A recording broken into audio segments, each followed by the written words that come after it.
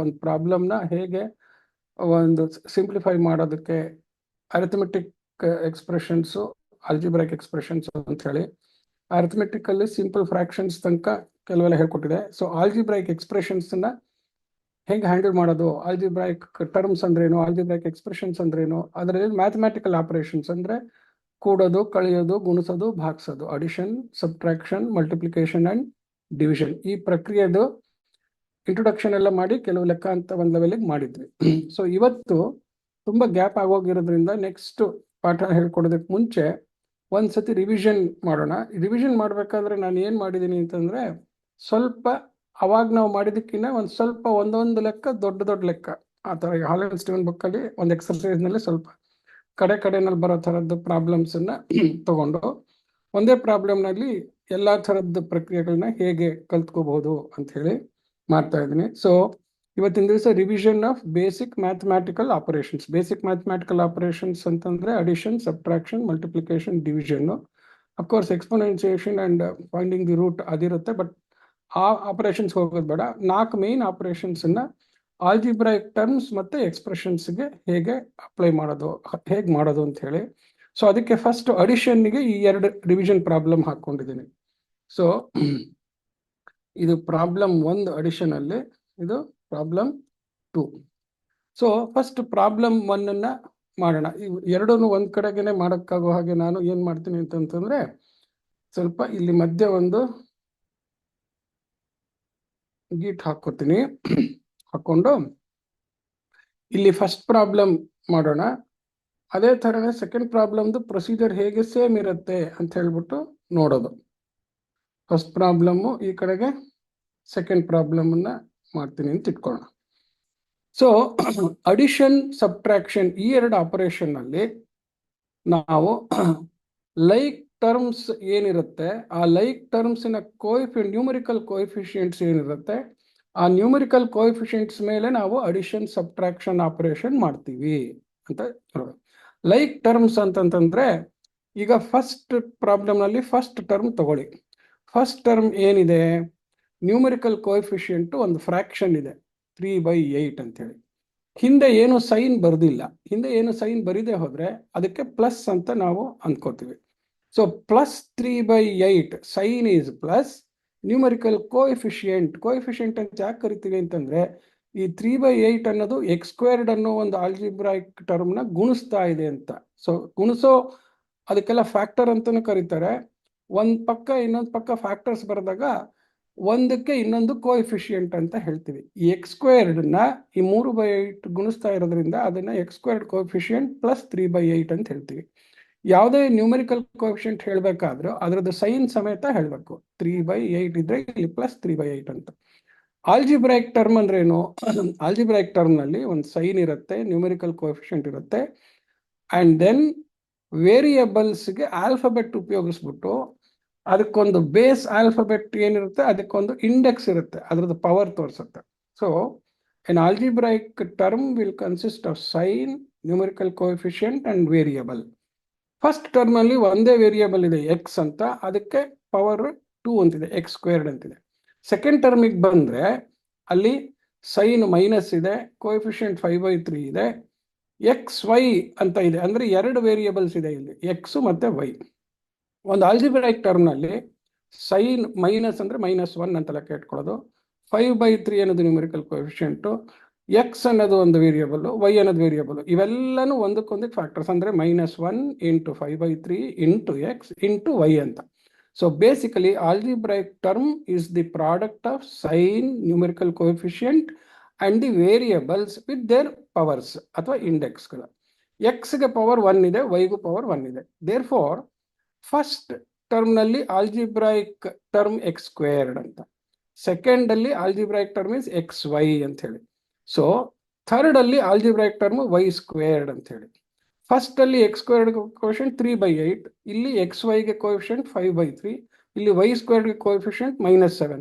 So ಕೂಡಿ ಕಳೆದು ಮಾಡಬೇಕಾದ್ರೆ ಇನ್ನು ಎಲ್ಲಿ ಇದೇ ಟರ್ಮ್ಸ್ ಇದೆ, ಇವಾಗ ಸೆಕೆಂಡ್ ಎಕ್ಸ್ಪ್ರೆಷನ್ ಬಂದ್ರೆ XY ಅನ್ನೋ ಒಂದು ಟರ್ಮ್ ಇದೆ. ಸೊ ಈ XY ಟರ್ಮ್ ಕೋಎಫಿಷಿಯೆಂಟ್ 2/3 ಇಲ್ಲಿರೋದು, ಇಲ್ಲಿ XY ಫಸ್ಟ್ ಎಕ್ಸ್ಪ್ರೆಷನ್ ಅಲ್ಲಿರೋ XY term -5/3 coefficient, both are like terms ಅಂದ್ರೆ ಆಲ್ಜಿಬ್ರಾಯಿಕ್ ವೇರಿಯೇಬಲ್ದು ಆಲ್ಫಾಬೆಟ್ ಮತ್ತೆ ಪ್ರತಿ ಆಲ್ಫಾಬೆಟ್ಟಿನ ಕರೆಸ್ಪಾಂಡಿಂಗ್ ಪವರ್ ಅಥವಾ ಇಂಡೆಕ್ಸ್ ಎರಡು ಒಂದೇ ಇದ್ರೆ ಅವಾಗ ಇದನ್ನ ಎಕ್ಸ್ ಸ್ಕ್ವೇರ್ಡ್ ಟರ್ಮ್ ಅಂತ ಕರಿತೀವಿ, ಇದನ್ನ ಎಕ್ಸ್ ವೈ ಟರ್ಮ್ ಅಂತ ಕರಿತೀವಿ, ಇದನ್ನ ವೈ ಸ್ಕ್ವೇರ್ಡ್ ಟರ್ಮ್ ಅಂತ ಕರಿತೀವಿ. ಸೊ ಎಕ್ಸ್ ಸ್ಕ್ವೇರ್ಡ್ ಟರ್ಮ್ನ ಬೇರೆ ಎಕ್ಸ್ಪ್ರೆಷನ್ಸ್ ಇಲ್ಲಿರೋ ಎಕ್ಸ್ ಸ್ಕ್ವೇರ್ಡ್ ಟರ್ಮ್ ಜೊತೆಗೆ ಕೂಡಬೇಕು. ಹಾಗೆ ಎಕ್ಸ್ ವೈ ಟರ್ಮ್ ಬೇರೆ ಎಕ್ಸ್ಪ್ರೆಷನ್ಸ್ ಅಲ್ಲಿ ಯಾವ್ದಿದೆ ಅದ್ರ ಜೊತೆಗೇನೆ ಕೂಡಬೇಕು. ಹಾಗೆ ಇಲ್ಲಿ ವೈ ಸ್ಕ್ವೇರ್ಡ್ ಟರ್ಮ್ ಏನಿರುತ್ತೋ ಬೇರೆ ಎಕ್ಸ್ಪ್ರೆಷನ್ಸ್ ಅಲ್ಲಿ ವೈ ಸ್ಕ್ವೇರ್ ಟರ್ಮ್ ಕೋಎಫಿಷಿಯಂಟ್ಸ್ ಏನಿರುತ್ತೆ ಅದನ್ನೇ ಕೂಡಬೇಕು. ಸೊ ಹೇಗೆ ಈ ತರ ಮಾಡೋದು ಅಂತಂತಂದ್ರೆ, ಒಂದು best method of any problem ಅಂದ್ರೆ ಈ ತರದ್ದು ಜಾಸ್ತಿ ಎಕ್ಸ್ಪ್ರೆಷನ್ಸ್ ಇದ್ದು ಬೇರೆ ಬೇರೆ ವೇರಿಯೇಬಲ್ಸ್ ಎಲ್ಲ ಇದ್ದು ನ್ಯೂಮರಿಕಲ್ ಕೋಎಫಿಷಿಯಂಟ್ ಫ್ರಾಕ್ಷನ್ಸ್ ಎಲ್ಲ ಇದ್ದಾಗ ಸಿಂಪ್ಲಿಫೈ ಮಾಡ್ಕೊಳ್ಳೋದು ಹೆಂಗೆ ಅಂತಂತಂದ್ರೆ, ಇಲ್ಲಿ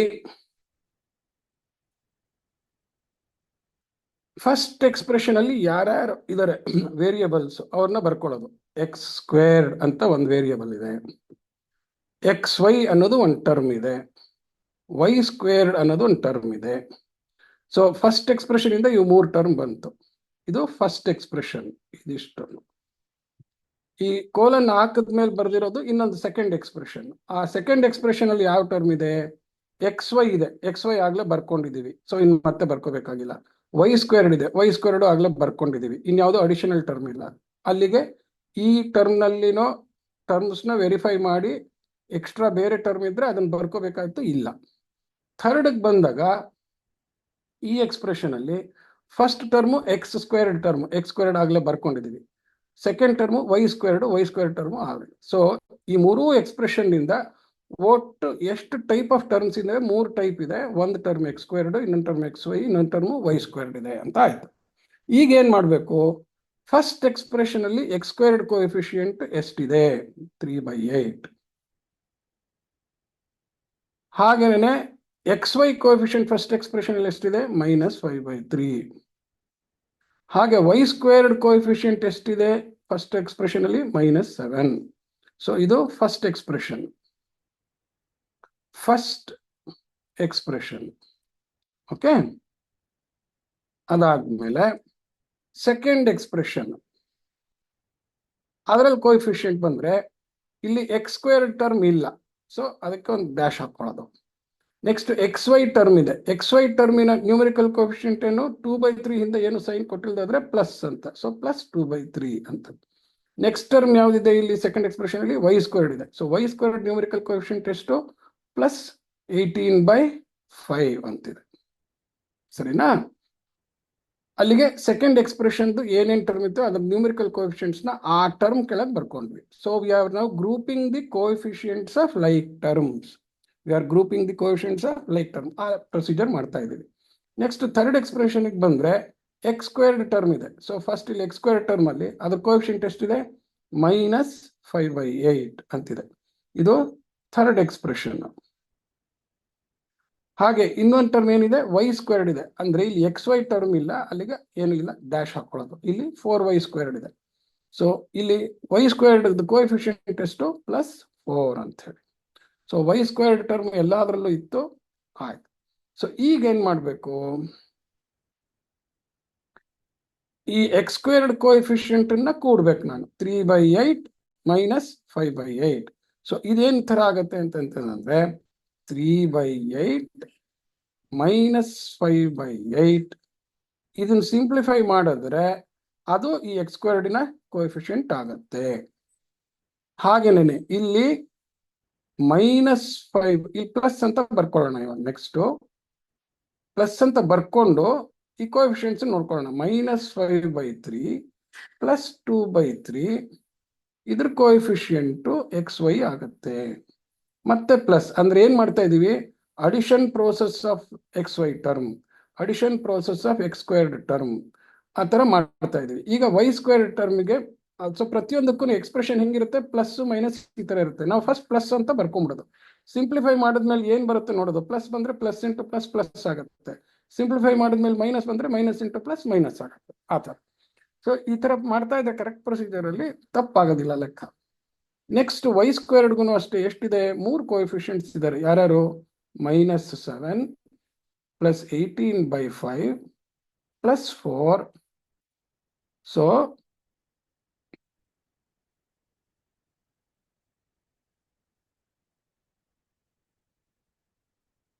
ಇಷ್ಟಿದೆ +4 ಇಂಟು y². ಸೊ ಈಗ ನಾವು ಕೋಎಫಿಷಿಯೆಂಟ್ಸ್ನೆಲ್ಲ ಸೇರಿ ಬರ್ಕೊಂಡು ಫಸ್ಟ್ ಲೆಕ್ಕ ಮಾಡ್ಬೇಕಾದ್ರೆ ಈ ತರ ಬರ್ಕೊಂಡ್ರೆ ಮಿಸ್ಟೇಕ್ ಆಗೋದಿಲ್ಲ. ಸ್ವಲ್ಪ ಪ್ರಾಕ್ಟೀಸ್ ಆದ್ಮೇಲೆ ಇಲ್ಲೇ ನೋಡ್ಕೊಂಡ್ಬಿಟ್ಟು ನಾನು x² ಅಂತ ಫಸ್ಟ್ ಬರ್ಕೊಂಡ್ಬಿಟ್ಟು ಪ್ರತಿಯೊಂದು ಟರ್ಮಿಂದ ಹುಡ್ಕೊಂಡು ನಾನೇನೇ ಈ ತರ ಬರ್ಕೋಬಹುದು ನೆಕ್ಸ್ಟ್ ಲೆವೆಲ್ಗೆ.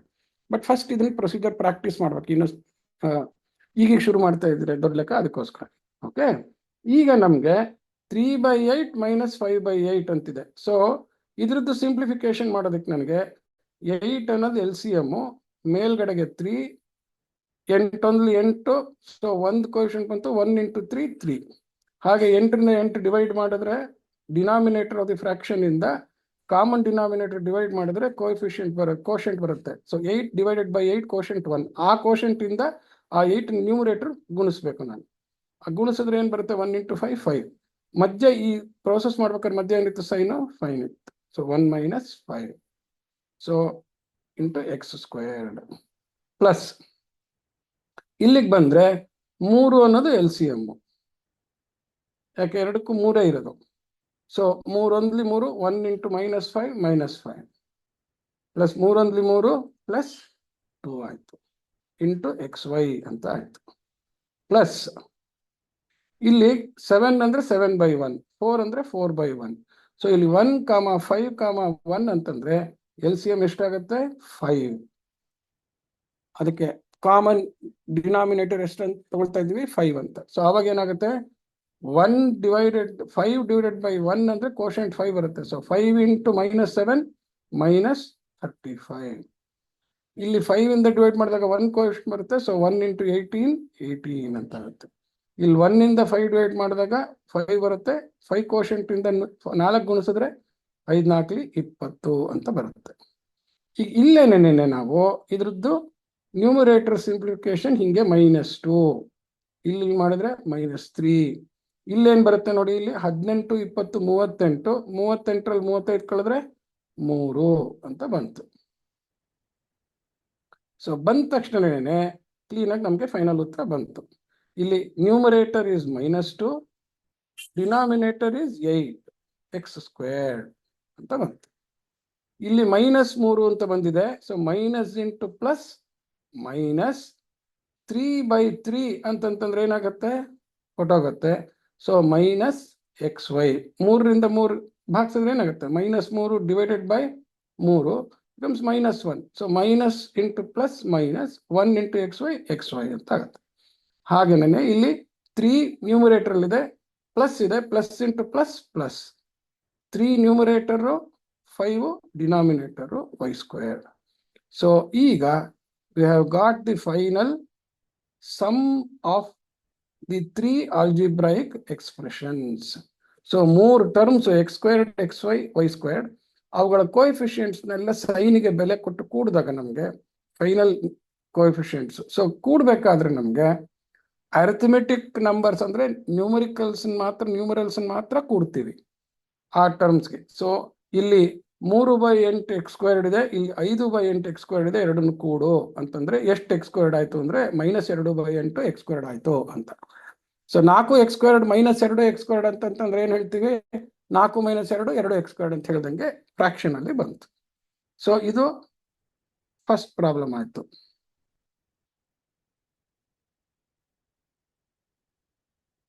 ಓಕೆ, ಈಗ ನೆಕ್ಸ್ಟ್ ಸೆಕೆಂಡ್ ಪ್ರಾಬ್ಲಮ್ ನಲ್ಲಿ ಅದೇ ತರ ಪ್ರೊಸೀಜರ್ ಮಾಡೋಣ.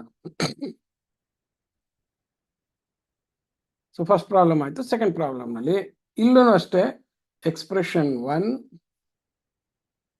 ಎಕ್ಸ್ಪ್ರೆಷನ್ 2 ಕೋಲನ್ ಆದ್ಮೇಲೆ ಇಲ್ಲೂ ಎಕ್ಸ್ಪ್ರೆಷನ್ 3 ಅಂತಿದೆ. 3ರಲ್ಲೂ 3 ಟರ್ಮ್ ಇದೆ. ಎಲ್ಲಾನು ಒಂದೇ ಟರ್ಮ್ ಇದೆಯಾ ಇಲ್ವಾ ಅಂತ ನೋಡೋಣ. ಈಗ ಫಸ್ಟ್ ಎಕ್ಸ್ಪ್ರೆಷನ್ ಬರ್ಕೊಂಡ್ರೆ ನನಗೆ ಫಸ್ಟ್ ಟರ್ಮ್ ಏನು? It is a³ term.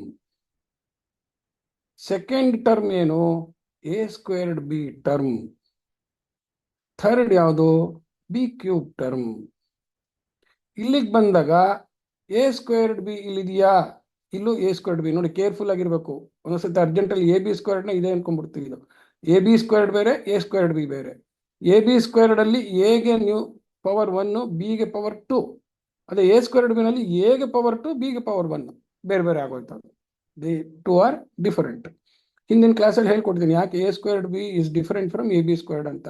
ಎಗೆ ಬಿಗೆ ಬೆಲೆ ಕೊಟ್ಟಾಗ A is equal to T, B is equal to 3 ಅಂತ ಕೊಟ್ರೆ ಎ ಸ್ಕ್ವೇರ್ಡ್ ಅಂದ್ರೆ 2 4 4 3 12 ಆಗುತ್ತೆ. ಇಲ್ಲಿ ಎಗೆ 2, ಬಿಗೆ 3 3 9 9 18 ಆಗೋಗ್ಬಿಡುತ್ತೆ ಎ ಬಿ ಸ್ಕ್ವೇರ್ಡ್. ಸೊ ಹಾಗಾಗಿ ಕೇರ್ಫುಲ್ ಆಗಿರ್ಬೇಕು.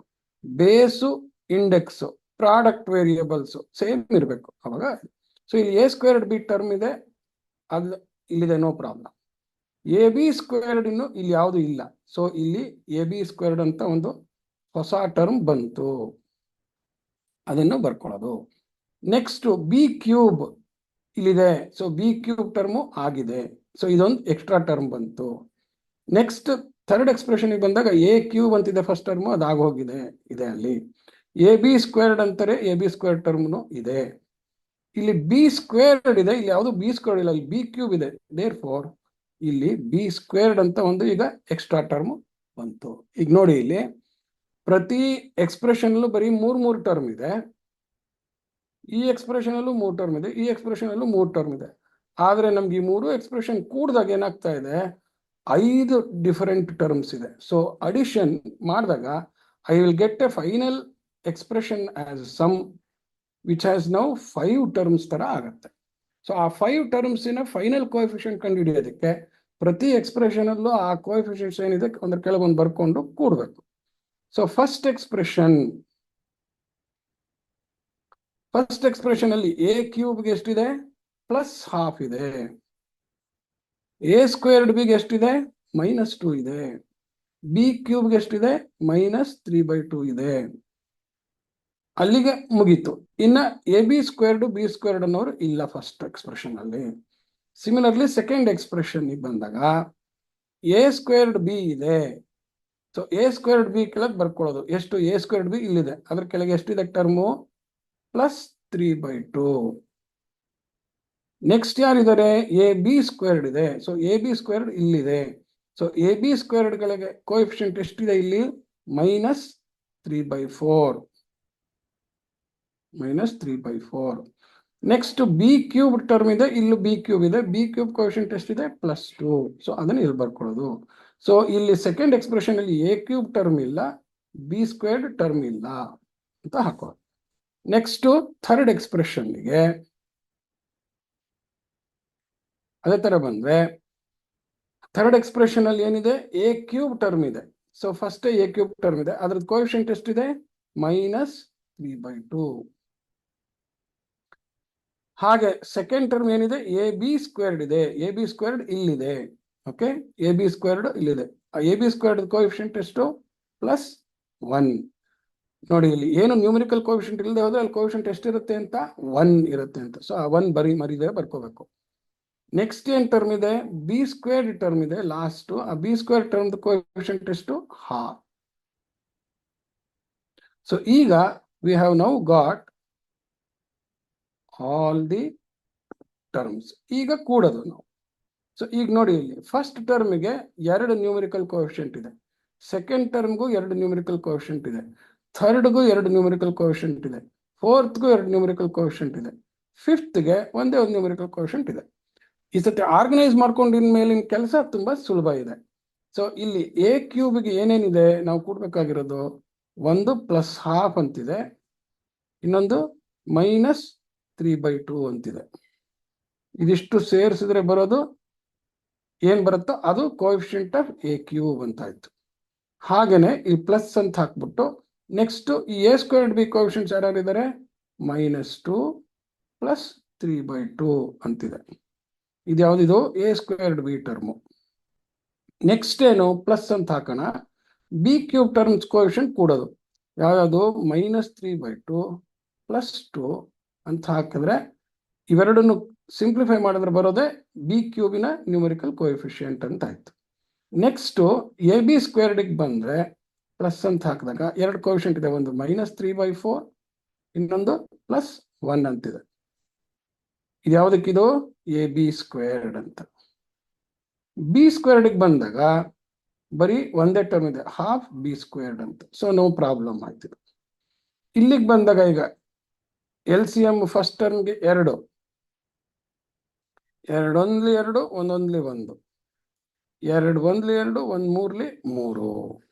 ಇದನ್ನ ಹಾಕಿದ್ರೆ ನನಗೆ ಸಿಂಪ್ಲಿಫೈ ಮಾಡಿದ್ರೆ ಎ ಕ್ಯೂಬ್ ಟರ್ಮ್ ಬರ್ತಾನೆ. ಪ್ಲಸ್ ಇಲ್ಲಿ -2 ಅಂದ್ರೆ ಡಿವೈಡೆಡ್ ಬೈ 1 ಅಂತ ಅರ್ಥ. ಸೊ ಇಲ್ಲಿ ಎಲ್ ಸಿ ಎಂ ಏನಾಗುತ್ತೆ, ಇಲ್ಲಿ 1, 2 ಅಂತಂದ್ರೆ ಅವೆರಡರದ್ದು product. When the denominators of the fractions do not have common factors, ಅವಾಗೆಲ್ಲ ಮಲ್ಟಿಪ್ಲೈ ಮಾಡೋದು 1 into 2 ಅಂತ, ಅದೇ ಎಲ್ ಸಿ ಎಂ. ಸೊ ಈಗ 1 divided by 2 divided by 1 gives me quotient 1. 2 2 4. ಎಂತ 4 ಅದು? -2 ಇದೆ. ಸೊ 2 2 -4 ಆಯ್ತು. Next 2 divided by 2 1 quotient 1 3 3 plus ಇದೆ, ಪ್ಲಸ್ 1 into 3 3 ಅಂತ ಆಯ್ತು. ಇದು a squared b. Next plus ಅದೇ ತರ ಇಲ್ಲಿ 2ಗೆ 2/1 ಅಂತ ಹಾಕೊಂಡ್ರೆ 2 ಎಲ್ ಸಿ ಎಂ ಆಗುತ್ತೆ.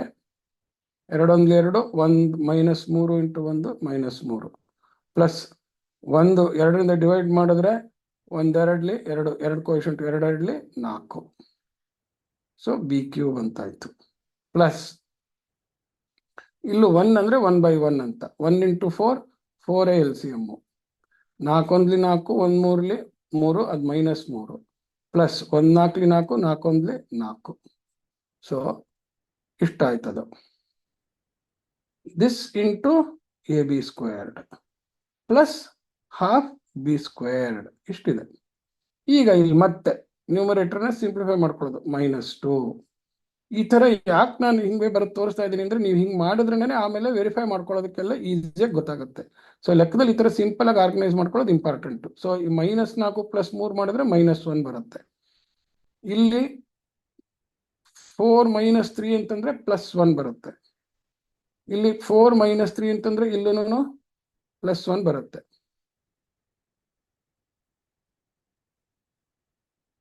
ಓಕೆ. ಸೊ ಹಾಗಾಗಿ ಇವಾಗ ಇಲ್ಲಿ -2 ಇದೆ, ಡಿನಾಮಿನೇಟರ್ 2 ಇದೆ. ಸೊ 2 2 ಕ್ಯಾನ್ಸಲ್ ಆಗುತ್ತೆ. ಆದ್ರಿಂದ ಏನ್ ಬರುತ್ತೆ ನನಗೆ, -1 ಕೋಎಫಿಷಿಯಂಟ್ ಬಂದು -a ಕ್ಯೂಬ್ ಅಂತ ಆಯ್ತು.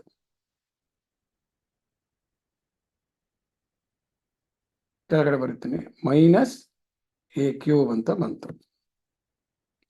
ನೆಕ್ಸ್ಟ್ ಇಲ್ಲಿ ಏನ್ ಬಂದಿದೆ ನನಗೆ, -1 ಬಂದಿದೆ, ಕೆಳಗಡೆ 2 ಇದೆ. ಸೊ ನ್ಯೂಮರೇಟರ್ ಡಿನಾಮಿನೇಟರ್ ನಲ್ಲಿ ಏನು ಕಾಮನ್ ಫ್ಯಾಕ್ಟರ್ ಇಲ್ಲ, ಕ್ಯಾನ್ಸಲ್ ಆಗಲ್ಲ.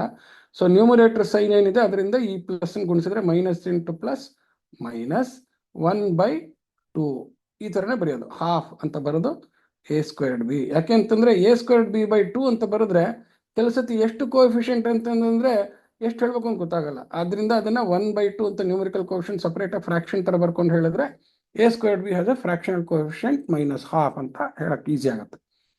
ನೆಕ್ಸ್ಟ್ ಇಲ್ಲಿ 4 - 3 is +1. So plus into plus plus 1/2 ಮತ್ತೆ ಕೋಎಫಿಷಿಯಂಟ್ ಇದು ಬಿ ಕ್ಯೂಬ್ ಆಯ್ತು. ನೆಕ್ಸ್ಟ್ ಇಲ್ಲಿ 4 - 3 1 ಇದೆ, 1/4 ಬರ್ತಾ ಇದೆ. So plus into plus plus 1/4 A B squared ಆಯ್ತು, ಪ್ಲಸ್ ಹಾಫ್ ಬಿ ಸ್ಕ್ವೇರ್ಡ್ ಅಂತ ಆಯ್ತು. So you now have a cube, a squared b, ab squared, b squared, b cube ಅಂತ ಆ ತರ ಬರೀಬಹುದು. ಇಲ್ಲ ಅಂತಂದ್ರೆ ಹೀಗೇನೆ ಪರವಾಗಿಲ್ಲ, ಉತ್ತರ ಇಡಿ. So now you have got the sum of those 3 expressions. First problem ನಲ್ಲಿ ಒಂದೊಂದ್ರಲ್ಲಿ 2 ಟರ್ಮ್ ಇತ್ತು, ಒಂದ್ರಲ್ಲಿ 3 ಟರ್ಮ್ ಇತ್ತು. ಎಲ್ಲ ಸೇರ್ಬಿಟ್ಟು ಫೈನಲ್ ಸಮ್ ಅಲ್ಲಿ 3 ಟರ್ಮ್ ಬಂತು algebraic expression. This is also N algebraic expression. So this is the final sum as a algebraic expression by adding 3 algebraic expressions in the first problem, another 3 algebraic expressions in the second problem.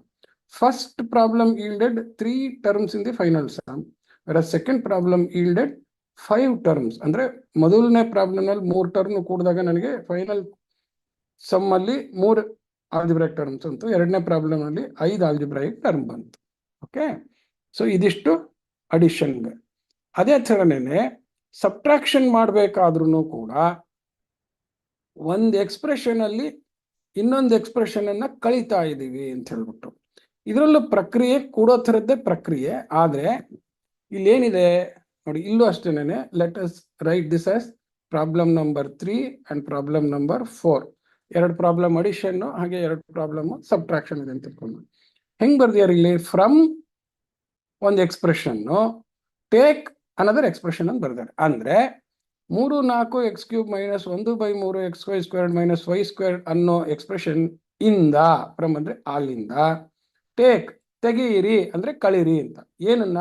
Half x²y minus 5/6 y² minus 1/3 xy². ಅಂದ್ರೆ expression first expression ಇಂದ second expression ಅನ್ನ ಕಳಿಬೇಕು ಅಂತ. ಯಾವ expression ಅನ್ನು ಕಳೀತಾ ಇದೀವೋ ಅದನ್ನ minus ಇಂದ ಗುಣಿಸ್ಬೇಕು. -1 ಇಂದ ಎಲ್ಲಾ ಟರ್ಮ್ಸ್ನು ಗುಣಿಸ್ಬೇಕು. ಸೊ ಸೊಲ್ಯೂಷನ್ಗೆ problem number 3 can be restated as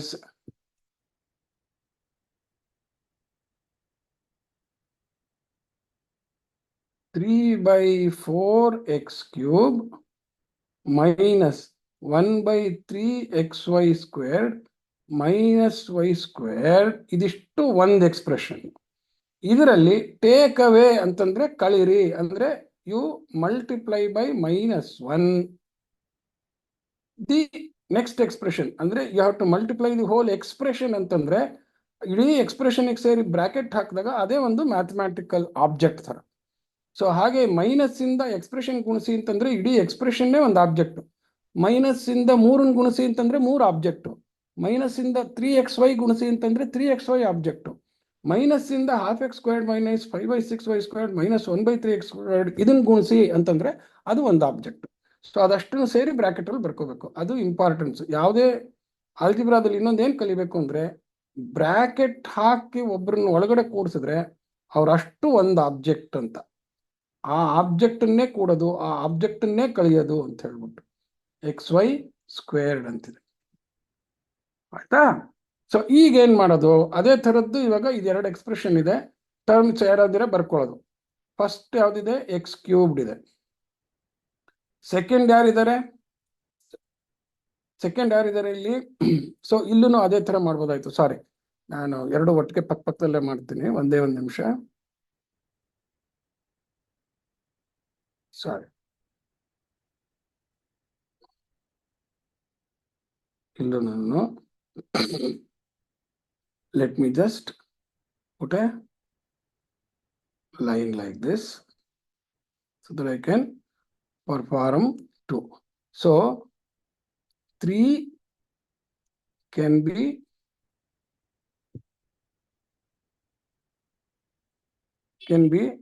expressed as can be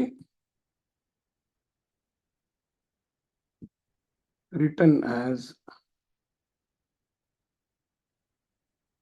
3/4 x³ minus 1/3 xy² minus y² ಅನ್ನೋ ಆಬ್ಜೆಕ್ಟ್ ಇಂದ ಅಂತ ಬ್ರಾಕೆಟ್ ಹಾಕಿದ್ರೆ, ಅನ್ನೋ ಆಬ್ಜೆಕ್ಟ್ ಇಂದ ಮೈನಸ್ ಇನ್ನೊಂದು ಆಬ್ಜೆಕ್ಟ್ ಕಳೀರಿ. ಆ ಆಬ್ಜೆಕ್ಟ್ ಏನು ಅಂತ ಶುರು ಮಾಡೋದಕ್ಕೆ ಆಬ್ಜೆಕ್ಟ್ ಮೈನಸ್ ಆಫ್ ಅಂತ. ಮೈನಸ್ ಬ್ರಾಕೆಟ್ ಹಾಕಿದ್ರೆ ಮೈನಸ್ ಆಫ್ ಅಂತ. ಯಾರು?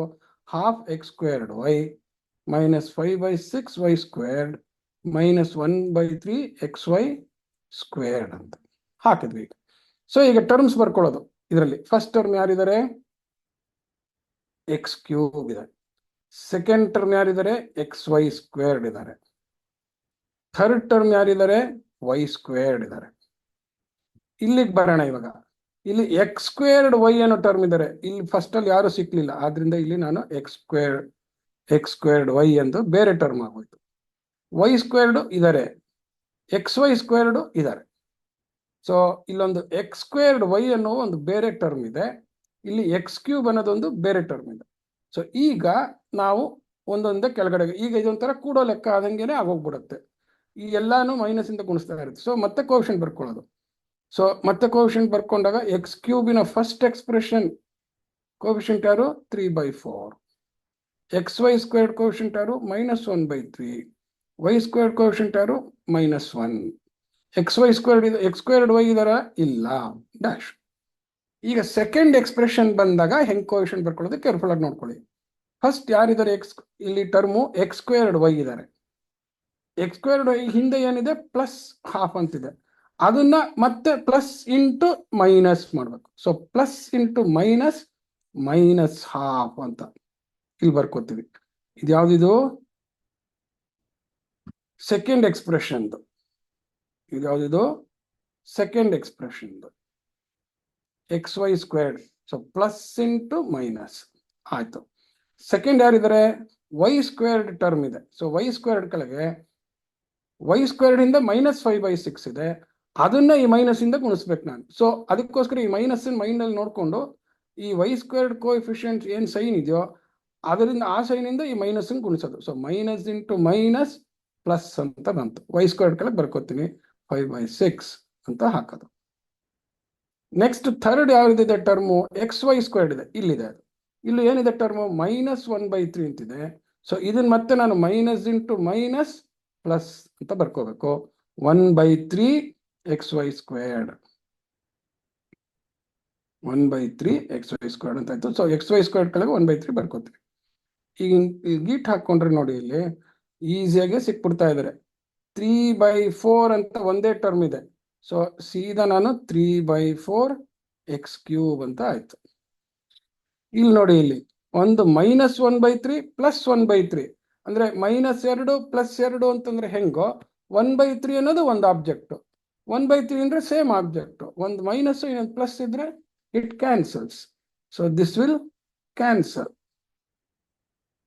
ಓಕೆ, ಸೊ ಇದು ಕ್ಯಾನ್ಸಲ್ ಆಯ್ತು. ಆದ್ರಿಂದ ಎಕ್ಸ್ ವೈ ಸ್ಕ್ವೇರ್ಡ್ ಅನ್ನೋ ಟರ್ಮು 0 ಆಯ್ತು. ಇಲ್ಲಿ 0 ಇಂಟು ಎಕ್ಸ್ ವೈ ಸ್ಕ್ವೇರ್ಡ್ ಅಂದ್ರೆ ಎಕ್ಸ್ ವೈ ಸ್ಕ್ವೇರ್ ಟರ್ಮ್ ಇಲ್ಲ. ನೆಕ್ಸ್ಟ್ ಇಲ್ಲಿ ಬಂದ್ರೆ ಏನಿದೆ? -1 ಪ್ಲಸ್ 5/6. ಸೊ ಪ್ಲಸ್ -1 ಪ್ಲಸ್ 5/6 ಯಾವುದು? ಇದನ್ನ ಸಿಂಪ್ಲಿಫೈ ಮಾಡಿದ್ರೆ ಬರೋದು ವೈ ಸ್ಕ್ವೇರ್ಡಿನ ಕೋಎಫಿಷಿಯಂಟ್. ನೆಕ್ಸ್ಟ್ ಇಲ್ಲಿ ಎಕ್ಸ್ ವೈ ಸ್ಕ್ವೇರ್ಡ್ ಬಂದ್ರೆ ಇಲ್ಲಿ ಏನೂ ಇಲ್ಲ, ಮೈನಸ್ ಇದೆ ಅಷ್ಟೇನೆ. ಸೊ ಅದರಿಂದ -12 ಅನ್ನೋದು ಟರ್ಮ್ ಆಯ್ತು ಎಕ್ಸ್ ಸ್ಕ್ವೇರ್ಡ್ ವೈ. ಸೊ ನೋಡಿ ಇಲ್ಲಿ 4 ಡಿಫರೆಂಟ್ ಟರ್ಮ್ಸ್ ಇರೋದು. ಫೈನಲಿ ಕಳೆದ ಮೇಲೆ ಬೇರೆ ಬೇರೆ ಟರ್ಮ್ ಬರ್ತಾ ಇದೆ. ನನಗೆ ಎಕ್ಸ್ ವೈ ಸ್ಕ್ವೇರ್ಡ್ ಟರ್ಮೇ ಬರ್ತಿಲ್ಲ, ಅದ್ರ ಕೋಎಫಿಷಿಯಂಟ್ಸ್ ಎಲ್ಲ ಕ್ಯಾನ್ಸಲ್ ಆಗೋಯ್ತು. ಆದ್ರೆ ನಾವೇನು ಮಾಡೋಕ್ಕಾಗಲ್ಲ, ಏನ್ ಬರುತ್ತೋ ಅದನ್ನ ಉತ್ತರ ಇಡೋದು. ಸೊ ಈಗ ಇಲ್ಲಿ ಇದು 3/4 ಎಕ್ಸ್ ಕ್ಯೂಬ್. ಆಕ್ಚುಲಿ ಏನ್ ಮಾಡ್ಬೋದು ಅಂತಂತಂದ್ರೆ ಸೀದಾ ಇಲ್ಲೊಂದ್ ಕಡೆಗೆ ಒಂದ್ ಸ್ವಲ್ಪ ಗೀಟ್ ಹಾಕೊಂಡ್ಬಿಟ್ಟು ಇದ್ರ ಕೋಎಫಿಷಿಯಂಟ್ ನ ಇಲ್ಲೇ ಮಾಡ್ಕೊಳ್ಳೋದು. -1/1 ಪ್ಲಸ್ 5/6 ಅಂತಂತಂದ್ರೆ 1 6 LCM. So 1 6 6 into -1 -6 plus 6 6 1 5 5. So ಇದು ಏನಾಯ್ತು ಇಲ್ಲಿಗೆ? This is equal to -6 plus 5 ಅಂದ್ರೆ -1/6 ಅಂತ ಆಯ್ತು. ಸೊ ವೈ ಸ್ಕ್ವೇರ್ಡ್ ನ ಕೋಎಫಿಷಿಯಂಟ್ ಯಾರು? -1/6 y squared. So this value is this, which has been got from this. Okay, ಇಲ್ಲಿ ಮತ್ತೆ ಉಳ್ಕೊಂಡಿದ್ದಾರು -12 x squared y. So we now have the final. ಅಲ್ಲಿ some ಅಂತ ಕರಿತಿದ್ವಲ್ಲ, subtract ಮಾಡಿದಾಗ ಬರೋ ಫೈನಲ್ ಉತ್ತರಕ್ಕೆ ಡಿಫರೆನ್ಸ್ ಅಂತ ಹೇಳ್ತೀವಿ. ಸಬ್ಟ್ರಾಕ್ಟ್ ಮಾಡಿದಾಗ ಬರೋ ಫೈನಲ್ ಉತ್ತರಕ್ಕೆ ಡಿಫರೆನ್ಸ್, ಕೂಡ್ದಾಗ ಫೈನಲ್ ಬರೋ ಉತ್ತರಕ್ಕೆ ಸಮ್ ಅಂದಂಗೆ, ಸಬ್ಟ್ರಾಕ್ಟ್ ಮಾಡಿದಾಗ ಬರೋ ಉತ್ತರಕ್ಕೆ ಡಿಫರೆನ್ಸ್ ಅಂತ ಕರಿತೀವಿ. So in the same manner ನಾವು this fourth problem can be rewritten as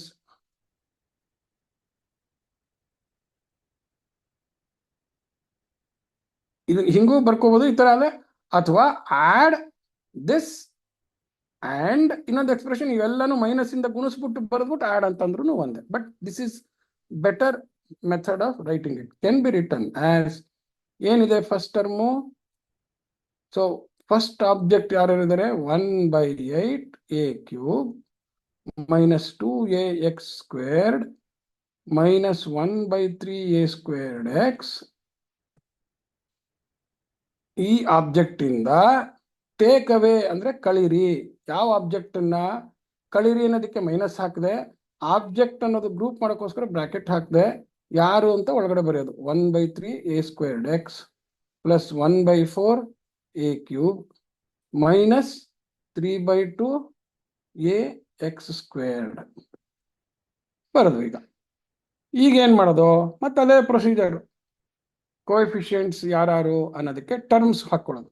so first expression ಇಂದ ನನಗೆ a³ ಅನ್ನೋ ಟರ್ಮ್ ಇದೆ, ಫಸ್ಟ್ ಎಕ್ಸ್ಪ್ರೆಷನ್ ಅಲ್ಲಿ ax² ಅನ್ನೋ ಟರ್ಮ್ ಇದೆ, ಫಸ್ಟ್ ಎಕ್ಸ್ಪ್ರೆಷನ್ ಇನ್ನೊಂದು ಥರ್ಡ್ ಟರ್ಮ್ ಯಾರಿದ್ರೆ a²x ಇದ್ದಾರೆ.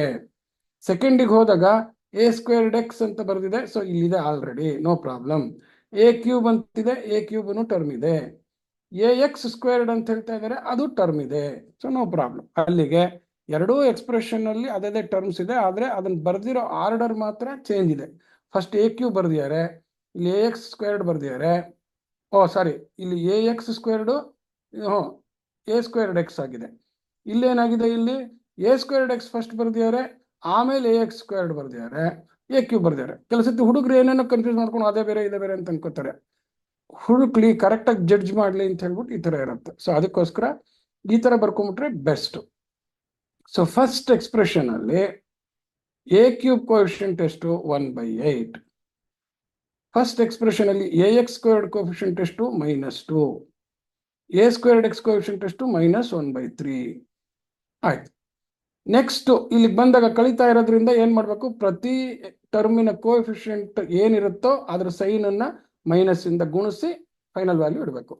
a²x ಅಂತ ಫಸ್ಟ್ ಬಂದಿದೆ, +1/3 ಇಂಟು -1/3 ಅಂತಂದ್ರೆ -1/3. ಓಕೆ. ಸೆಕೆಂಡ್ a³ ಟರ್ಮ್ ಇದೆ, a³ ಕೋಎಫಿಷಿಯಂಟ್ +1/4 ಇದೆ, +1/4 ಇಂಟು ಮೈನಸ್ ಮಾಡಿದ್ರೆ ಪ್ಲಸ್ ಇಂಟು ಮೈನಸ್ -1/4 ಅಂತ ಆಯ್ತು a³ ಕೋಎಫಿಷಿಯಂಟ್. ನೆಕ್ಸ್ಟ್ ax² ಇದೆ, ಇಲ್ಲಿದೆ, ಮಧ್ಯ ಇದೆ ಟರ್ಮ್, ಅದ್ರ ಕೋಎಫಿಷಿಯಂಟ್ ಎಷ್ಟಿದೆ? -3/2 ಇದೆ. ಮೈನಸ್ ಇಂಟು ಮೈನಸ್ ಗುಣಿಸ್ಬೇಕು, ಸೊ ಮೈನಸ್ ಇಂಟು ಮೈನಸ್ ಏನಾಗುತ್ತೆ? +3/2 ಅಂತ ಆಯ್ತು. ಸೊ ಈಗ ನಮ್ಗೆ we now have the coefficients ಕೂಡ್ಬೇಕಾಗುತ್ತೆ. ಸೊ ಫಸ್ಟ್ ಟರ್ಮ್ ಅಲ್ಲಿ ನಾನು ಏನ್ ಮಾಡ್ಬೇಕು? 1/8 -1/4 ಅನ್ನೋ ಫ್ರಾಕ್ಷನ್ ಸಿಂಪ್ಲಿಫೈ ಮಾಡಿದ್ರೆ ಬರೋದು a³ ಕೋಎಫಿಷಿಯಂಟ್. ಇಲ್ಲಿಗೆ ಪ್ಲಸ್ ಅಂತ ಹಾಕೊಂಡು ಮತ್ತೆ ಏನ್ ಸಿಂಪ್ಲಿಫೈ ಮಾಡಬೇಕು ಅದನ್ನ ಬ್ರಾಕೆಟ್ ಅಲ್ಲಿ ಹಾಕೊಳ್ಳೋದು. ಇಲ್ಲಿ ಕೋಎಫಿಷಿಯಂಟ್ ಫಸ್ಟ್ ಏನು? -2, ಸೆಕೆಂಡ್ ಕೋಎಫಿಷಿಯಂಟ್ ಎಷ್ಟು? +3/2 ಹಾಕೊಂಡು ಅದೇನ್ ಟರ್ಮು ax² ಟರ್ಮಿಗೆ ಇದನ್ನ ಸಿಂಪ್ಲಿಫೈ ಮಾಡಿದ್ರೆ ಬರೋದು ಕೋಎಫಿಷಿಯಂಟ್ ಅಂತ. ಮತ್ತೆ ಪ್ಲಸ್ ಹಾಕೊಂಡ್ಬಿಟ್ಟು -1/3 -1/3 ಅಂತ ಎರಡಿದೆ, ಇದೆರಡನ್ನು ಸಿಂಪ್ಲಿಫೈ ಮಾಡಿದ್ರೆ ಬರೋದು a²x ಕೋಎಫಿಷಿಯಂಟ್ ಅಂತ. ಇಲ್ಲಿ 8 4ಕ್ಕೆ 8 ಅಂದ್ರೆ 4 8, ಆದ್ರಿಂದ 8 is the highest which has A factor 4, common factor 4 ಇದೆ, ಆದ್ರಿಂದ 8 LCM. 8 LCM ತಗೊಂಡ್ರೆ 8 1 8 1 1 1 ಮೈನಸ್ ಅಂತ ಹಾಕ್ಬಿಡೋಣ. ನೆಕ್ಸ್ಟ್ 4 2 8 2 1 2. ಸೊ ಇದನ್ನ ಸಿಂಪ್ಲಿಫೈ ಮಾಡಿದ್ರೆ ಬರೋದೆ a³ ಕೋಎಫಿಷಿಯಂಟ್. ಪ್ಲಸ್ ಹಿಂಗ್ ಹಾಕೊಳ್ಳೋಣ. ಮತ್ತೆ -2 ಅಂತಂದ್ರೆ 2/1 ಅಂತ. LCM ಮತ್ತೆ 2 ಆಯ್ತು, ಮುಂಚೆ ಮಾಡ್ದಂಗೆನೆ 2 1 2 ಮೈನಸ್ ಬರ್ಬಿಡೋಣ. 2 1 2 1 2 1 2 2 2 2 4, 2 1 2 ಪ್ಲಸ್ ಬರ್ಬಿಡೋಣ. 2 1 2 1 3 3. ಇದನ್ನ ಸಿಂಪ್ಲಿಫೈ ಮಾಡೋದು ಬರೋದು ax² ಕೋಎಫಿಷಿಯಂಟ್.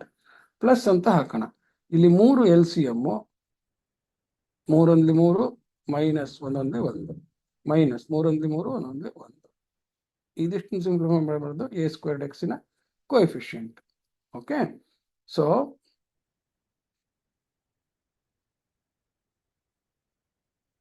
ನೆಕ್ಸ್ಟ್ ಇಲ್ಲಿ -2 1ರಲ್ಲಿ -2 ಕಳೆದ್ರೆ ಎಷ್ಟು ಬರುತ್ತೆ? -1. -4 +3 ಅಂತಂದ್ರೆ ಮತ್ತೆ -1. -1 ಅಂತ ಅಂದ್ರೆ ಎರಡೂ ಸೈನ್ ಒಂದೇ ಇದ್ರೆ ಕೂಡ್ಬೇಕು, ಏನ್ ಸೈನ್ ಇರುತ್ತೋ ಅದನ್ನ ಇಡಬೇಕು. -2 ಅಂತ ಆಯ್ತು. ಸೊ ಇಲ್ಲಿ -1/8, ನ್ಯೂಮರೇಟರ್ -1, ಡಿನಾಮಿನೇಟರ್ 1/8 a³. ಇಲ್ಲಿ -1 ಇದೆ ನ್ಯೂಮರೇಟರ್, ಇಲ್ಲಿ ಪ್ಲಸ್ ಇದೆ, ಮೈನಸ್ ಇಂಟು ಪ್ಲಸ್ -1/2 ಅಂತ ಆಯ್ತು ax². ಇಲ್ಲಿ -2 ಇದೆ, ಮೈನಸ್ ಇಂಟು ಪ್ಲಸ್ -2/3 a²x ಅಂತ ಆಯ್ತು. So This is the final difference of subtracting or taking away this from this. Okay, so this is how you perform the subtraction operation. Now we will see how we multiply ಅಂತ ಹೇಳ್ಬಿಟ್ಟು. So addition ಸಬ್ಟ್ರಾಕ್ಷನ್ಗೆ ಬಹಳ important ಏನು, grouping the coefficients of like terms and add the numerical coefficients, giving importance to the sign. ಕೂಡಬೇಕಾದ್ರೆ ಒಂದು ದೊಡ್ಡದು ಒಂದು ಸಣ್ಣದು ಇರುತ್ತೆ. ಎರಡು ಒಂದೇ ಸೈನ್ ಇದ್ರೆ, ಎರಡು ಪ್ಲಸ್ ಇದ್ರೆ ಕೂಡೋದು, ಎರಡು ಮೈನಸ್ ಇದ್ರು ಕೂಡೋದು. ಒಂದು ಪ್ಲಸ್ ಒಂದು ಮೈನಸ್ ಇದ್ರೆ ದೊಡ್ಡದ್ರಲ್ಲಿ ಚಿಕ್ಕದನ್ನ ಕಳೆಯೋದು, ದೊಡ್ಡದಕ್ಕೆ ಯಾವ ಸೈನ್ ಇರುತ್ತೋ ಆ ಕಳೆದಕ್ಕೆ ಬಂದಿದ್ದಕ್ಕೆ ಆ ಸೈನ್ ಇಡೋದು. ಇಷ್ಟನ್ನು ಜ್ಞಾಪಕ ಇಟ್ಕೊಂಡ್ರೆ you will be able to simplify any size of the problem. Next, multiplication ಅಲ್ಲಿ ಇದನ್ನ 5 6 ಅಂತ ಹಾಕೋಣ, 2 ಲೆಕ್ಕ. ಸೊ ಇಲ್ಲೂ ನಾನು ಮಲ್ಟಿಪ್ಲಿಕೇಶನ್ ಮಾಡೋದಕ್ಕೆ ಏನ್ ಮಾಡ್ತೀವಿ ಅಂತಂತಂದ್ರೆ, we use what is known as distributive law ಅಂತ ಹೇಳ್ಬಿಟ್ಟು, ಆ ಡಿಸ್ಟ್ರಿಬ್ಯೂಟಿವ್ ಲಾ ಉಪಯೋಗಿಸ್ಬಿಟ್ಟು ನಾವು ಮಾಡ್ತೀವಿ. ಸೊ ಇಲ್ಲಿ ಮತ್ತೆ ಗಿಟ್ ಹಾಕ್ಬಿಟ್ಟು 2 ಲೆಕ್ಕ ಒಂದ್ ಕಡೆಗೆ ತೋರ್ಸಕ್ ಟ್ರೈ ಮಾಡ್ತೀನಿ. ಸೊ ಇಲ್ಲಿ ಮಲ್ಟಿಪ್ಲಿಕೇಶನ್ ಮಾಡಾದ್ಮೇಲೆ ಲೈಕ್ ಟರ್ಮ್ಸ್ ನ ಕೂಡೋದು ಒಂದು ಅಡಿಷನಲ್ ಸ್ಟೆಪ್ ಬರುತ್ತೆ. ಲೈಕ್ ಟರ್ಮ್ಸ್ ನ ಕೂಡೋದಕ್ಕೆ ಬೇಕು, ಒಂದ್ರ ಸತಿ ಬರ್ಬೋದು, ಒಂದ್ಸತಿ ಬರದೇ ಇರ್ಬೋದು. ಅಂಡ್ ಬೇರೆ ಬೇರೆ ಟರ್ಮ್ಸ್, ನ್ಯೂ ಟರ್ಮ್ಸ್ ಬರುತ್ತೆ. ಓಕೆ, ಸೊ ಈಗ for example 5 can be rewritten as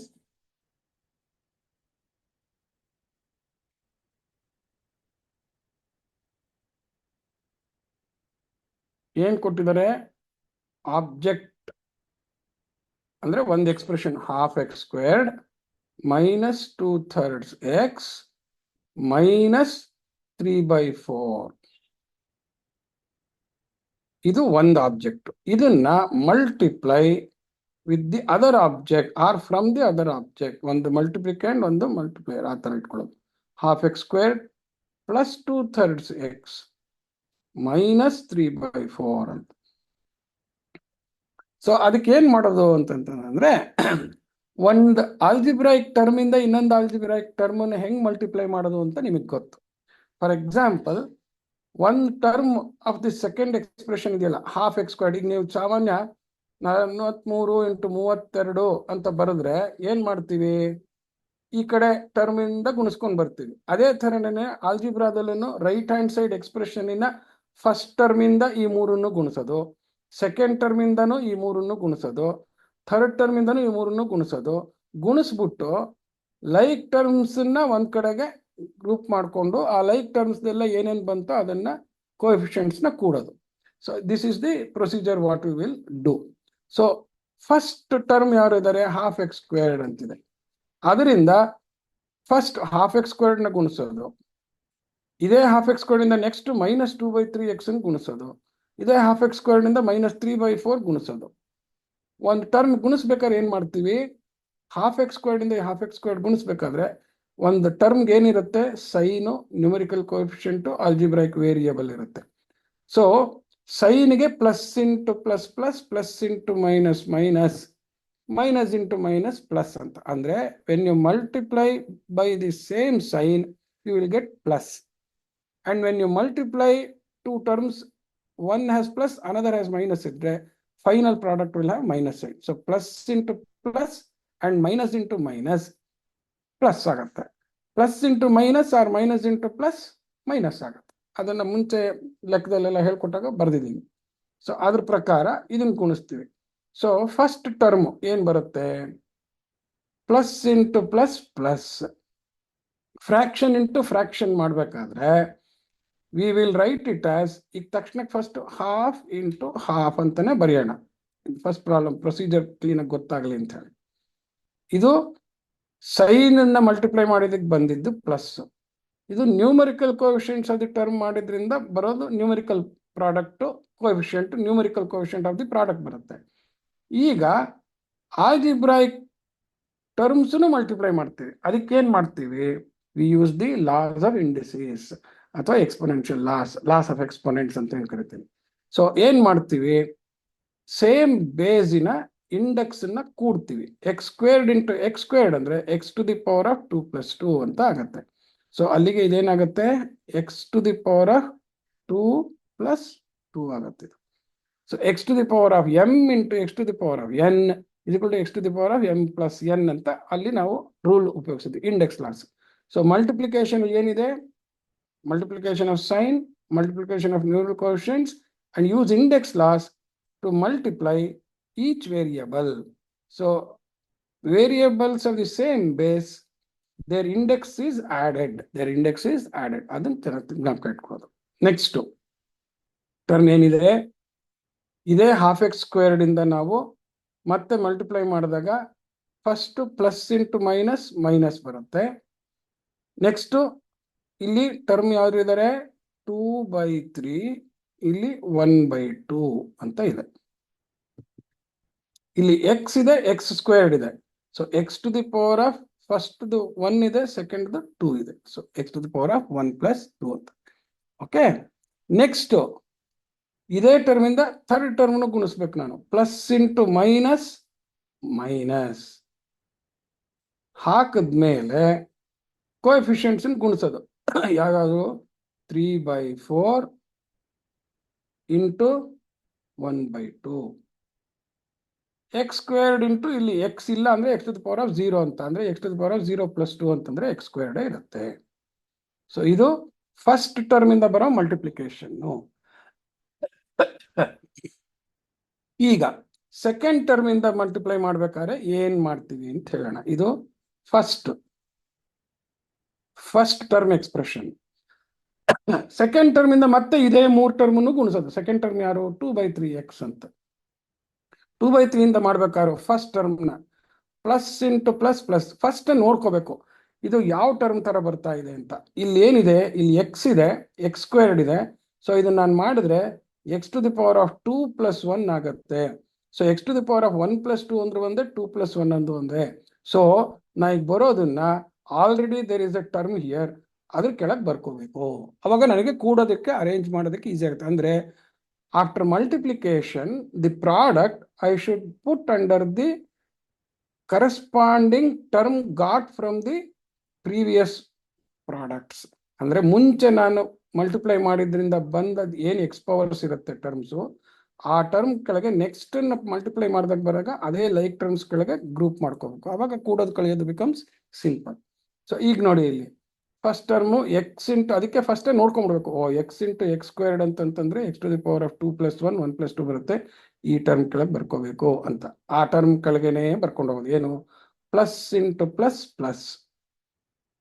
ಯಾರ್ಯಾರು ಟರ್ಮ್ಸು, ನ್ಯೂಮರಿಕಲ್ ಕೋಎಫಿಷಿಯಂಟ್ ½ ಇದೆ, ಸೆಕೆಂಡ್ ಟರ್ಮ್ದು 2/3 ಇದೆ. ಸೊ ಇಲ್ಲಿ x to the power of 1 + 2 ಅಂತ ಆಗುತ್ತೆ, 2 + 1 ಅಂತ ಆಗುತ್ತೆ. ನೆಕ್ಸ್ಟ್ ಏನ್ ಬರುತ್ತೆ, x into x x squared ಇಲ್ಲಿದ್ದಾರೆ. X into x x squared ಅನ್ನೋರು ಇಲ್ಲಿದ್ದಾರೆ. X into x x squared ಅನ್ನೋರು ಇಲ್ಲಿದ್ದಾರೆ. ಸೊ ಆದ್ರಿಂದ ಇದ್ರ ಕೆಳಗೆ ಬರುತ್ತೆ ಅಂತ ನಾನು ಮುಂಚೆನೆ ಮೈಂಡಲ್ಲಿ ಮಾಡಿಕೊಂಡು ಆ ಕೋಎಫಿಷಿಯಂಟ್ ಮಲ್ಟಿಪ್ಲೈ ಮಾಡ್ಬೇಕಾದ್ರೆ ಪ್ಲಸ್ ಇಂಟು ಮೈನಸ್ ಮೈನಸ್ ಅಂತ ಬರ್ಕೊಂಡು 2/3 ಇಲ್ಲಿ ಕೋಎಫಿಷಿಯಂಟ್ ಇದೆ, ಆ ಕೋಎಫಿಷಿಯಂಟ್ 2/3 ಅಂತಿದೆ. X into x x squared ಆಯ್ತು. ಅದನ್ನ ಡೈರೆಕ್ಟ್ ಆಗಿ ಬರ್ಕೊಂಡೆ. X to the power of 1 + 1 ಅಂತ ಮತ್ತೆ ಯಾಕೆ ಬರೆಯೋದು ಅಂತ ಈಗಾಗಲೇ ನೀವೆಲ್ಲ ಎಕ್ಸ್ಪರ್ಟ್ ಆಗಿದ್ದೀರಾ ಅನ್ಕೊಂಡ್ಬಿಟ್ಟು ಆ ಥರ ಬರ್ದಿದ್ದೀನಿ. ಇದು ಒಂದು ಫಸ್ಟ್ ಎಕ್ಸ್ಪ್ರೆಷನ್. ನೆಕ್ಸ್ಟ್ ಇದರಿಂದ ಥರ್ಡ್ ಟರ್ಮ್ ಗುಣಿಸ್ಬೇಕು. ಥರ್ಡ್ ಟರ್ಮ್ ಗುಣಿಸಿದಾಗ ಏನ್ ಬರುತ್ತೆ ನೋಡಿ, ಇಲ್ಲಿ ಎಕ್ಸ್ ಇದೆ, ಇಲ್ಲಿ ಏನೂ ಇಲ್ಲ. ಆದ್ರಿಂದ ಎಕ್ಸ್ ಅನ್ನೋದೊಂದು ಹೊಸ ಟರ್ಮ್ ಬರುತ್ತೆ. ಇಲ್ಲಿ ಯಾವುದು ಎಕ್ಸ್ ಅನ್ನೋ ಟರ್ಮ್ ಇಲ್ಲ, ಆದ್ರಿಂದ ಈ ಕಡೆ ಪಕ್ಕದಲ್ಲಿ ಬರ್ಕೋಬೇಕು. ಏನದು, ಸೊ ಇಲ್ಲಿ ಏನೇನು ಬರ್ತಾ ಇದೆ ನನಗೆ term, plus into minus minus coefficient 3/4 into 2/3 X ಅಂತ ಬಂತು. ಸೊ ಒಂದು ಹೊಸ ಟರ್ಮ್ ಬಂತು ನನಗೀಗ, ಹೊಸ ಟರ್ಮ್ ಬಂತು. ಓಕೆ, ನೆಕ್ಸ್ಟ್ ಥರ್ಡ್ ಟರ್ಮ್ ಇಂದ ಮತ್ತೆ ಈ ಮೂರನ್ನು ಗುಣಿಸ್ಬೇಕು. ಈಗ ಮೂರನ್ನು ಗುಣಿಸಿದಾಗ ಏನ್ ಬರುತ್ತೆ ನೋಡಿ, ಇಲ್ಲಿ ಇವಾಗ ಇಲ್ಲಿ ಎಕ್ಸ್ ಟರ್ಮ್ ಏನೂ ಇಲ್ಲ, ಆದ್ರಿಂದ ಇದು x to the power of 0. X to the power of 0 ಅಂದ್ರೆ ಎಕ್ಸ್ ಸ್ಕ್ವೇರ್ಡ್ ಗುಣಿಸಿದ್ರೆ x to the power of 2 + 0 ಅಂದ್ರೆ ಎಕ್ಸ್ ಸ್ಕ್ವೇರ್ ಟರ್ಮ್ ಬರುತ್ತೆ. ಓ, ಇಲ್ಲಿ ಎಕ್ಸ್ ಸ್ಕ್ವೇರ್ ಟರ್ಮ್ ಇದೆ. ಸೊ ಫಸ್ಟ್ ಪ್ರಾಡಕ್ಟ್ ನಾನು ಎಕ್ಸ್ ಸ್ಕ್ವೇರ್ಡ್ ಕೆಳಗೆ ಬರ್ಕೋಬೇಕು ಅಂತ ಹುಡುಕೊಂಡು next minus into plus minus. Okay, coefficients ಯಾರು? ಇಲ್ಲಿ ಹಾಫ್ ಕುಣಿಸ್ತಾ ಇರೋದ್ರದ್ದು 3/4. ಹುಡುಗರು ಒಂದ್ಸತಿ ಏನ್ ಮಾಡ್ಬಿಡ್ತಾರೆ, ಈ ಮೈನಸ್ ಇಂಟು ಪ್ಲಸ್ ಮೈನಸ್ ಬರ್ಕೊಂಡ್ಬಿಟ್ಟು ಹಾಫ್ ಬರ್ಕೊಂಡ್ಬಿಟ್ಟು ಇಲ್ಲಿ -3/4 ನೋಡಿದ್ರೆ ಮತ್ತೆ -3/4 ಅಂತ ಬರ್ಕೊಂಡ್ಬಿಡ್ತಾರೆ. ಕೇರ್ಫುಲ್ ಆಗಿರ್ಬೇಕು. ಅದಕ್ಕೋಸ್ಕರ ಯಾವಾಗ್ಲೂ first multiply the sign, put it, that becomes the sign of the product. Then just focus on the numerical coefficients, multiply the numerical coefficients. ಹಂಗೆ ಪ್ರೊಸೀಜರ್ ಮಾಡ್ಕೋಬೇಕು. ನೆಕ್ಸ್ಟ್ 3/4ಗೆ ಏನು ಎಕ್ಸ್ ಕೋಎಫಿಷಿಯಂಟ್ ಇಲ್ಲ, ಇಲ್ಲಿ ಎಕ್ಸ್ ಸ್ಕ್ವೇರ್ಡ್ ಇದೆ, ಅದರಿಂದ it is just only x squared ಆಯ್ತು. Okay, next ಏನು ಟರ್ಮ್ ಯಾವ್ದು ಬರ್ತಾ ಇದೆ? ಇಲ್ಲಿ ಎಕ್ಸ್ ಇಲ್ಲ, ಇಲ್ಲಿ ಬರೀ ಎಕ್ಸ್ ಇದೆ. ಸೊ ಮಲ್ಟಿಪ್ಲೈ ಮಾಡಿದ್ರೆ ನನಗೆ x into x to the power of 0 x ಬರುತ್ತೆ. ಸೊ ಈ ಟರ್ಮ್ ಕೆಳಗೆ ಬರ್ಕೋಬೇಕು ನಾನು ನೆಕ್ಸ್ಟ್ ಅಂತ ಗೊತ್ತಾಯ್ತು ಇವಾಗ. So minus into minus plus plus ಅಂತ ಬರ್ಕೊಂಡ ಮೇಲೆ ಅಂದ್ರೆ we have now multiplied the sign. Now we have to multiply the numerical coefficients. ಇಲ್ಲಿ ಯಾರು 2/3 ಇಂಟು ಇಲ್ಲಿ 3/4. ಎಕ್ಸ್ ಇಲ್ಲ, ಇಲ್ಲಿ ಎಕ್ಸ್ ಇದೆ. So x to the power of 0 into x ಅಂದ್ರೆ ಎಕ್ಸ್. ಸೊ ಇದ್ರ ಕೆಳಗೆ ಬರ್ಕೊಂಡ್ರಿ. ಲಾಸ್ಟ್ ಟರ್ಮು ಅಯ್ಯೋ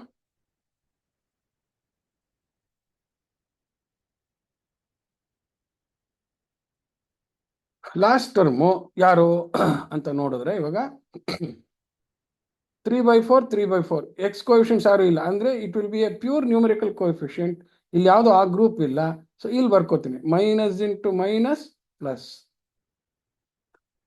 3/4 ಇಂಟು 3/4. ಏನು ಕೋಎಫಿಷಿಯಂಟ್ಸ್ ಇಲ್ಲ ಅಂತ ನೋಡಿ. ಸೊ ಇಲ್ಲಿ ನೋಡಿ ಆ ಗುಣಾಕಾರ ಮಾಡ್ದಂಗೆ ಬರ್ತಾ ಇರುತ್ತೆ. ಯಾವಾಗ್ಲೂ ಈ ಎಕ್ಸ್ ಪವರ್ ಟರ್ಮ್ಸ್ ಇಂದ ಗುಣಿಸ್ತಾ ಇದ್ದಾಗ ಎಕ್ಸ್ ಪವರ್ಸ್ ಕಮ್ಮಿ ಆಗ್ತಾ ಹೋಗುತ್ತೆ. ಇಲ್ಲೆಲ್ಲ ಹೆಂಗೆ ನಾವು ಒಂದಾದ್ಮೇಲೆ ಒಂದಾದ್ ಬರ್ಕೋತೀವೋ, ಆ ಪ್ಲೇಸ್ ವ್ಯಾಲ್ಯೂ ಕೆಳಗೆ ಹೆಂಗ್ ಬರ್ಕೋತೀವೋ ಹಾಗೇನೆ ಇಲ್ಲಿ ಆ ಎಕ್ಸ್ ಪವರ್ ಟರ್ಮ್ಸ್ ಅಥವಾ ವೇರಿಯಬಲ್ ಪವರ್ಸ್ ಅದ್ರ ಕೆಳಗೆ ಗ್ರೂಪ್ ಮಾಡ್ಕೊಂಡು ಬರ್ಕೋಬೇಕು. ಈಗ ನಮ್ಗೆ we are now getting the final step. ಇದೀಗ ಏನ್ ಮಾಡ್ಬೇಕು ನಾನು? Now it has become problem of adding the coefficients of the like terms. First simplify ಮಾಡ್ಕೊಳ್ಳೋಣ.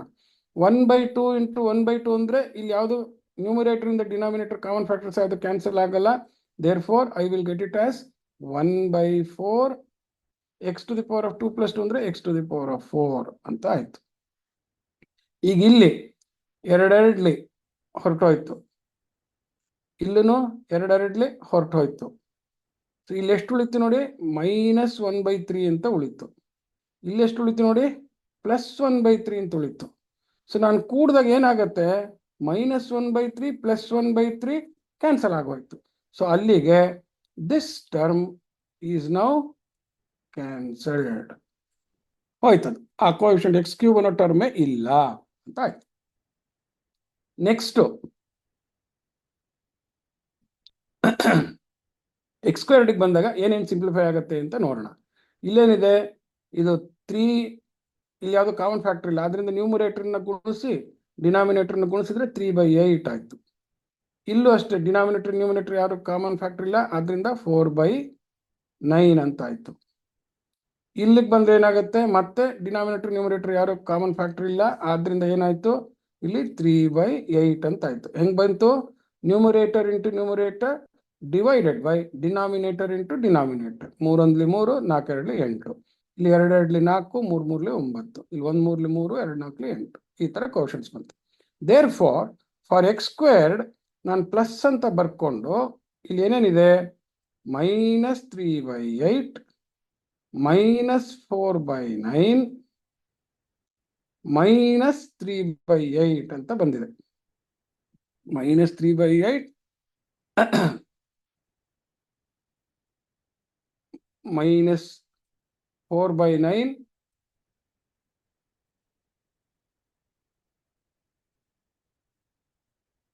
-3/8. ಇದಿಷ್ಟು ಯಾರ ಕೋಎಫಿಷಿಯಂಟ್ಸು? x² coefficient. ಹಾಗೆ ಇಲ್ಲಿ ಸಿಂಪ್ಲಿಫೈ ಮಾಡ್ಕೊಂಡ್ರೆ ನಮ್ಗೆ ಏನಾಗುತ್ತೆ ನೋಡಿ? ಇಲ್ಲಿ ಮೂರು ಮೂರು ಕ್ಯಾನ್ಸಲ್ ಆಯಿತು, ಎರಡೆರಡ್ಲಿ 4 ಅಂತ ಬಂತು. ಅಂದರೆ ಏನಾಯಿತು, ಹಾಫ್ ಬಂತು ಇಲ್ಲಿ. ಹಾಗೆ ಇಲ್ಲಿ ನೋಡಿ, ಇಲ್ಲಿ ಮೂರು ಮೂರು ಕ್ಯಾನ್ಸಲ್ ಆಯಿತು, ಎರಡೆರಡ್ಲಿ 4 ಅಂತ ಬಂತು. ಸೊ ಇದೇನು ಬಂದಿದೆ, ಮೈನಸ್ ಹಾಫು. ಇದೇನು ಬರುತ್ತೆ ನೋಡಿ, ಇಲ್ಲಿ ಇದು ಪ್ಲಸ್ ಹಾಫ್ ಇದೆ. ಸೊ ಇಲ್ಲಿ ಮೈನಸ್ ಹಾಫು ಪ್ಲಸ್ ಹಾಫು ಬಂದಿದ್ರಿಂದ ಮತ್ತೆ ಏನಾದರೂ ಇವರು ಫ್ರೆಂಡು ಒಂದ್ರಲ್ಲೊಂದು ಕಳೆದ್ರೆ ಕ್ಯಾನ್ಸಲ್ ಆಗೋಗ್ಬಿಟ್ರು. ಥ್ಯಾಂಕ್ ಯು ಅಂತ ಹೇಳ್ಬಿಟ್ಟು ನೆಕ್ಸ್ಟ್ ಇನ್ನು ಉಳಿದಿದ್ದು ಯಾರು ಟರ್ಮು, 3/4 ಇಂಟು 3/4.